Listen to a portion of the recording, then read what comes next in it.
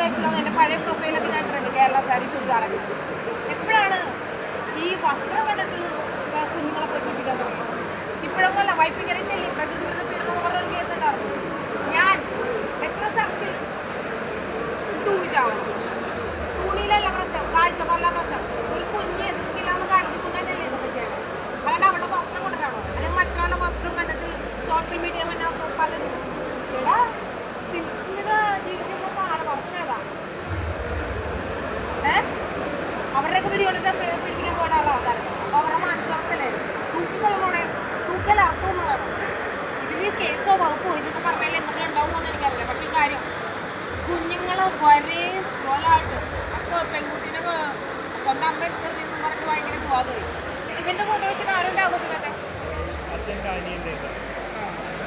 ഓ ആകെ ഇത്രയും ഭാഗം ഞാൻ കാണിച്ചിട്ടുള്ളൂ. ഇതിലെന്തിട്ടും ഉണ്ടായിട്ടാന്ന് എനിക്കറിയാമല്ല. അപ്പം അത്രയ്ക്ക് ഉറപ്പില്ലാത്തവന്മാരാണെങ്കിൽ വീടിനുള്ളിൽ കൂട്ടിയിടാം. തന്നേന്നല്ലേ കള്ളന്മാർ കൂട്ടിയിടാം. ഏറ്റവും ലാസ്റ്റ് കള്ളക്കുളി കേട്ടിട്ടില്ല. ഈ ഞാൻ പറഞ്ഞില്ലേ പെണ്ണിൻ്റെ തോടം കണ്ടാലോ കഷ്ടം കണ്ടാലോ വികാരം പൊങ്ങി വരുന്ന ആണുങ്ങളെ സ്വന്തം അമ്മമാരും പെങ്ങന്മാരും വീടിനുള്ളിൽ കൂട്ടിയിടാം. കാരണം അവർക്കൊരു കുഞ്ഞുണ്ടായാലും ഇവന്മാരുടെ സ്ഥാനങ്ങളൊക്കെ മാറും. അപ്പോൾ അതുകൊണ്ട് ഇവന്മാരൊക്കെ കൂട്ടിയിടാം. അല്ലെങ്കിൽ പിന്നെ ഇവന്മാർക്കൊക്കെ വല്ല എന്താ പറയുക ചൊറുചെണ്ണം തേച്ച് കൊടുക്കുക. അതാകുമ്പോൾ ആ വികാരം വരാനുള്ള അവസരം ഉണ്ടാവില്ല. ഓക്കെ പറഞ്ഞല്ലേ അല്ലേ? പിന്നെ ഒരു പെണ്ണും ജനിക്കുമ്പോൾ തന്നെ ദേശീയമായിട്ടും ജനിക്കണില്ല, അലവലാതിയായിട്ടും ജനിക്കണില്ല. നീയൊക്കെ കൂടി ആക്കരുത്. കാരണം ഞാൻ ഓൾറെഡി ആയ ആളാണ്. അവിടെ നടന്ന പ്രശ്നങ്ങളൊക്കെ കഴിഞ്ഞിരുന്നു. അവിടെ നടന്ന പ്രശ്നങ്ങളിലേക്ക് അവസ്ഥ എടാ ഇവിടെ എപ്പോഴാണ് പ്രശ്നമില്ലാത്ത?